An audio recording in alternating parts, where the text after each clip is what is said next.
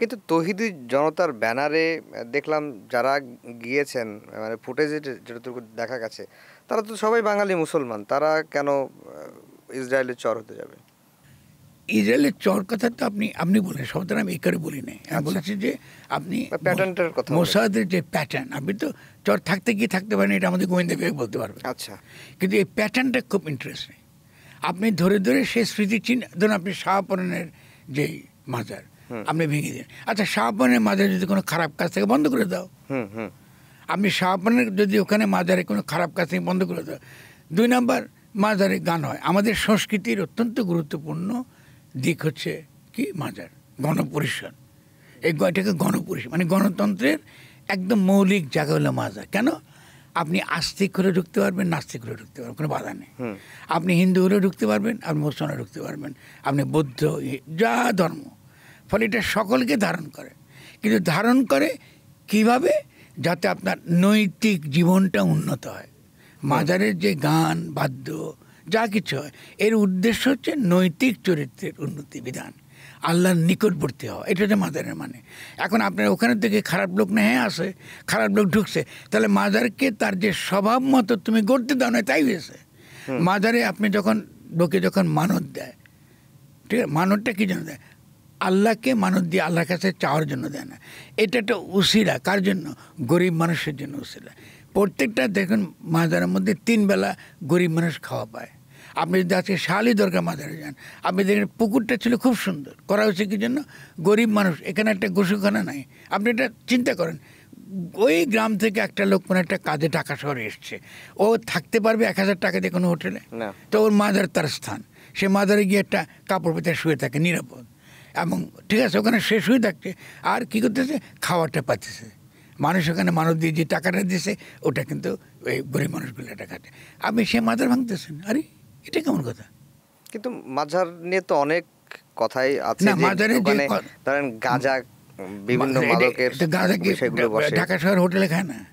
গাঁজা কি বড় বড় যেসব আপনার পার্টি হয়, কনসার্ট, ওখানে খাওয়া হয় না? তো ওগুলো যান না, দেখি মারতে, দেখি পারে নাকি ওরা। আপনি গরিব মানুষকে কেন আপনি অত্যাচারটা করবেন? তাহলে এটা তো জালিম, তো যারা মাজারে গেছে। আমার কথা হচ্ছে, আপনি যদি মাজারে যদি খারাপ কিছু দেখেন, আসেন আমরা সকাল মিলে পরিষ্কার করি। আমি তো বলেছি শাহালি দরগাতে আসেন সকলে মিলে পুকুরটা পরিষ্কার করি। আমি বলেছি আসেনটা মুসাফির কেন করে দিই। মুসাফির কেন করলে কী হবে? 10 টাকা দিয়ে একটা গরিব মানুষ একটা কম্বল, একটা বিছানা, একটা বালিশ, একটা মশারি পাবে 10 টাকা, দেশে শুয়ে থাকুন না। আপনি গরিবের জন্য, আল্লাহ সর্বশ্রেষ্ঠ সৃষ্টি, মানুষের প্রতি আপনার কোনো দরদ নাই, আর আপনি দাবি করতেছেন আপনি মুসলমান। এ ফাত্রেমি জায়গা নাই আর না। এটা তো ক্লাস করছেন, আপনি কথা বুঝতে পারছেন না? এটা তো শ্রেণীর প্রশ্ন, এটা গরিব এবং ধনীর প্রশ্ন। এখানে ইসলামের কোনো প্রশ্ন নেই। ইসলাম এই সকল যারা মুনাফেকদের সঙ্গে নাই, ইসলাম আছে তাদের সঙ্গে যারা জালিমের বিরুদ্ধে এবং মুসলিমের পক্ষে। আপনি বাউলের বিরুদ্ধে একটা যদি একটা কথা বলেন, বাউলদের ঠিক আছে কোনো একটা খারাপ লাগতে পারে আপনার। আবুল সরকার একটা মন্তব্য করেছে, আমি মনে করছি ঠিক আছে এটা খারাপ লাগছে, মনে কষ্ট লাগছে, আমারও মনে কষ্ট লেগেছে।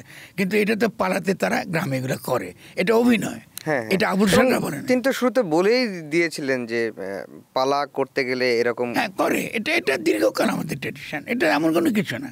কিন্তু আপনি এটাকে এত এভাবে ফুলিয়ে ফাঁপিয়ে, আচ্ছা যদি আমার কাছে খারাপ লাগে, আবুল এসে বলতো, ও তো মহারাজ, আমরা জানি তো, হ্যাঁ ঠিক আছে বাবার মাপচা বলেছে, আমরা এটা আমরা মনে কষ্ট পারেন বুঝি নেই, আমরা বুঝেতাম পালা কাকে বলে, এটা অভিনয় ছিল।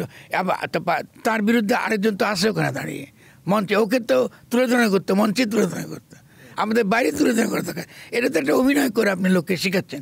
এখন এটাকে আপনি কেন করেছেন কিছুই না, বাংলাদেশে একটা অস্থিতিশীল পরিস্থিতি নির্বাচনের আগে আপনি তৈরি করবেন, এটাই তো মূল উদ্দেশ্য।